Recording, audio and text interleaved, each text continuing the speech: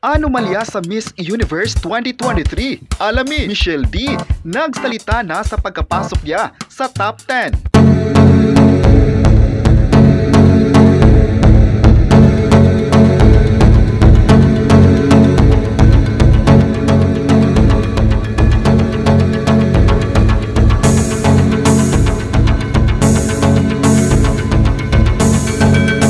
November 20, 2023, mainit pa ring pinag-usapan online ang pagkatalo ng pambato ng Pilipinas sa Miss Universe 2023. Hindi nakapasok ang ating pambato na si Michelle D. Magugunita na bago patanghalin bilang Miss Universe Philippines 2023 si Michelle, ay nauna siyang koronahan bilang Miss Universe Philippines Tourism noong nakaraang taon, kung saan ang nagrena nung panahon na iyon ay si Celeste Cortesi. Ayon pa sa bagong balita, hindi itinago ni Michelle D ang tunay niyang saloobin ng mabigong maiuwi nito ang titulo at korona sa kakatapos lang na Miss Universe 2023 na ginanap kahapon sa El Salvador. Talaga raw sobra ang paghihinayang ng kapuso actress at beauty queen na hindi siya nakasama sa top 5 finalists ng naturang pageant. Umaabot sa top 10 ang actress pero nalaglag na nga siya nang i-announce ng naturang pageant. Alam ng lahat kung paano kinareer ni Michelle D ang paghahanda para sa paglaban niya sa ika-72 edition ng Miss Universe. Ayon pa ni Michelle D, talaga raw na destiny si Miss Nicaragua Shinis Palacios ang makuha ang corona at titulo sa pinakasikat na international beauty pageant sa buong universe. Sa panayam ni Diane Castillo kay Michelle, isang amazing woman raw si Miss Nicaragua. Dagdag pa ni Michelle sa naging experience niya sa Miss Universe 2023 Grand Coronation, napakaganda ang nangyari, felt like home at gusto niya ang paghahanda sa kompetisyon. Nagpasalamat din si Michelle sa mga kababayan nito at binigay naman niya lahat. Lahat daw binigay na niya para lang mapakita ang best sa pageant at hindi ang result na gustong-gusto ng bawat isa. Destiny raw ang tawag dito, basta makikita lang niya kung gaano ka-proud ang kababayan sa kanya at nakikita ang hard work at dedikasyon, yung hindi lang para sa kanya kundi maging sa buong team. Masaya na siya nito at sana raw maging masaya ang lahat para sa kanya. Hindi naman inaasahan ng dalaga na marami ang papalakpak at magsisigawan sa pagrampa niya sa pageant na taliwas sa nangyari sa kanya. Sa preliminary competition, nagulat raw siya kasi hindi ganun kalakas nung during sa prelims. Kaya noong inanunsyo na ang pangalan niya, nakita niyang iwinigayway ang flag ng mga audience. Heartwarming daw na makita ang mga Pilipino na magkakasama para suportahan ang bansa na gusto ng lahat. Ang tawag daw dito ay bayanihan at ginawa ang lahat para kung ano man ang kaya nating ibigay para sa isang bagay. Dagdag pa niya, sayang raw na hindi siya nakahawak ng mic. Alam daw niya na nag-training siya ng isang taon para masisiguro niya na walang butas at ito ay destiny. Kilala kasi si Michelle ng mga pageant fans na nagbumukbang ng mic sa pageant kung magsasalita na on stage ay mapapanganga ka na lang dahil sa galing niyang magsalita. Samantala, naging usap-usapan din ngayon ang anomalya daw sa kompetisyon. Nagkaroon daw ng pagkakamali sa posting of candidates sa naturang pageant, lalong-lalo na sa top 5. Marami sa mga netizens ang nagulat at hindi kinaya ang harapang tanong na kailanman ay hindi masasagot. Ilan sa mga netizens ang galit at hindi naka-move on sa resulta ng top 5 finalists. Nagsimula ang bangayan sa social media nang nakita nila ang post ng Miss Universe sa kanilang social media page na kasali ang Pilipinas sa top 5 finalists, ngunit ilang minuto lang ay binura na ito ng organization.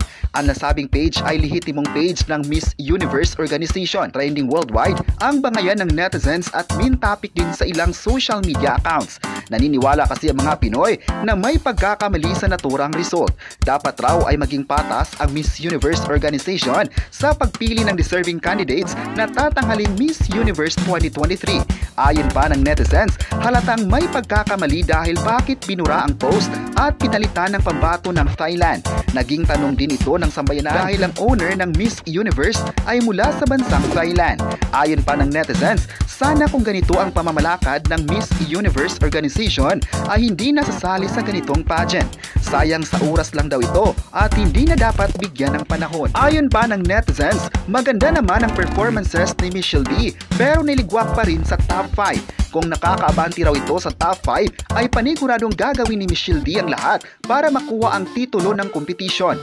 Marami talaga ang hindi kumbinsido sa pagkatalo niya. Naging tanong din ng sambayanang Pilipino ang pag-resign ni Shugart bilang president ng Miss Universe organization. 10 years din si Shugart na naging pangulo ng pageant. tanong ng netizens, baka may kinalaman ito sa anomalyang nangyari sa Miss Universe. Pero ayon naman ng ibang netizen, umalis si Sugar dahil gusto nitong subukan ang ibang bagay na gagawin niya. Ayon pa ng ilang celebrities na nag-post din ng naturang result sa top 5, nagtaka din sila at mas maganda kung napabilang si Michelle D sa top 5. Wala pa namang opisyal na pahayag ang Miss Universe tungkol sa pagbura ng post ng top 5 result. Hindi matatahimik ang lahat kung hindi masasagot ang tanong nito. Nakita kasi nila kung gaano kahusay si Michelle D sa lahat ng exposures. Umaasa talaga ang lahat na magiging okay na ito. May netizen pa nagsabi tanggapin na lang sana ang resulta ng Miss Universe 2023. Deserving naman talaga ang mga top 5 finalist. Hanggang sa top 3, winner ng Miss Universe na si Miss Nicaragua. Wala na nga raw magagawa ang sambayan ng Pilipino sa resulta at sana babawi na lang sa susunod na taon. Hindi man tayo nakakapasok ngayon, isa pa rin itong karangalan dahil nakapasok naman tayo sa top 10.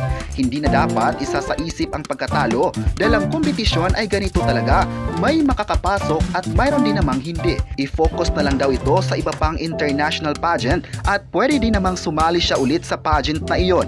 Nagpapasalamat talaga si Michelle D sa mga Pilipino at sa mga banyaga na nagbigay ng suporta sa kanya. Hindi niya masusukat ang pasasalamat sa mga tao. Ang pagkapasok niya sa top 10 ay isang blessing at natupad ang pangarap na makakapasok sa pinakamalaking kompetisyon ng buong mundo. Dahil dito sa bagong requirements na dinagdag ng organization, paniguradong marami na naman sa ngayon ang excited na sa susunod na taon. Nasusuportahan pa rin siya sa susunod na journey niya sa pageant industry.